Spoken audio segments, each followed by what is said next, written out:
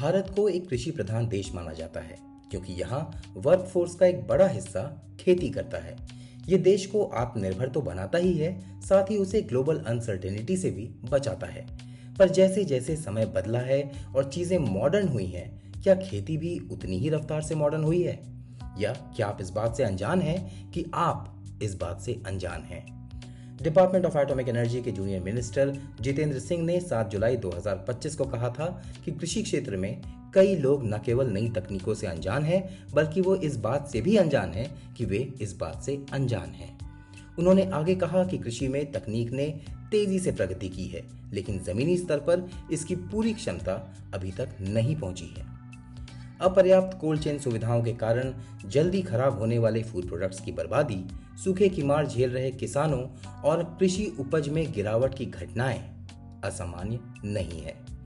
रोपने के लिए मिट्टी तैयार करना हो या अच्छे बीज खरीद कर लाने हो, और या फिर फसल के अधिक पकने या सड़ने से पहले उसे बेचना हो, किसानों को लगातार भारी जोखिम का सामना करना पड़ता है। पर अब न्यूक्लियर टेक्नोलॉजी किसानों के लिए एक रक्षक के रूप में सामने आई है। परमाणु तकनीक अब कृषि में धीरे धीरे काफी प्रचलित हो चुकी है।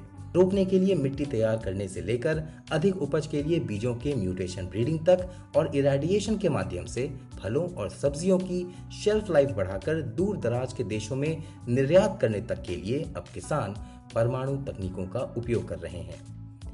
कृषि क्षेत्र में फिलहाल न्यूक्लियर टेक्नोलॉजी का जहां सबसे ज्यादा इस्तेमाल हो रहा है, उनमें सबसे पहला है इरेडिएशन।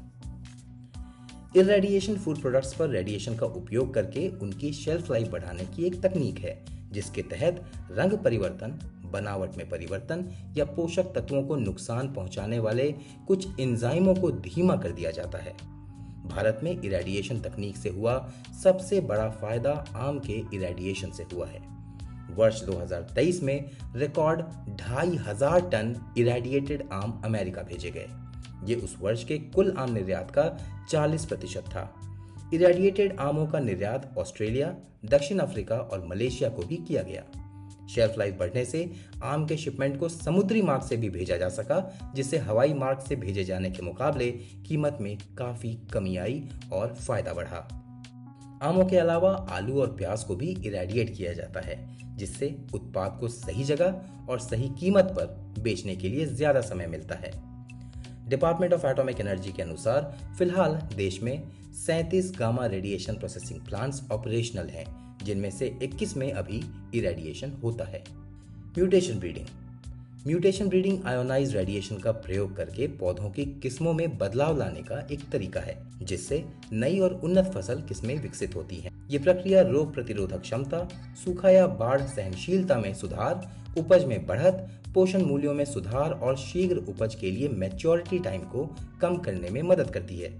इस तकनीक ने पहले ही किसानों को मूंगफली की उपज 75% तक, उड़द और चावल की उपज 80% तक और मूंग की उपज 100% तक बढ़ाने में मदद की है।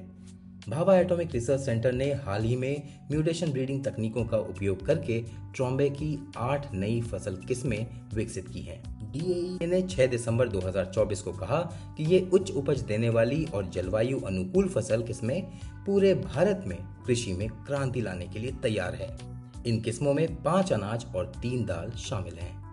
अब बात करते हैं न्यूक्लियर टेक्नोलॉजी के एक और महत्वपूर्ण प्रयोग का, सॉइल एंड वाटर मैनेजमेंट।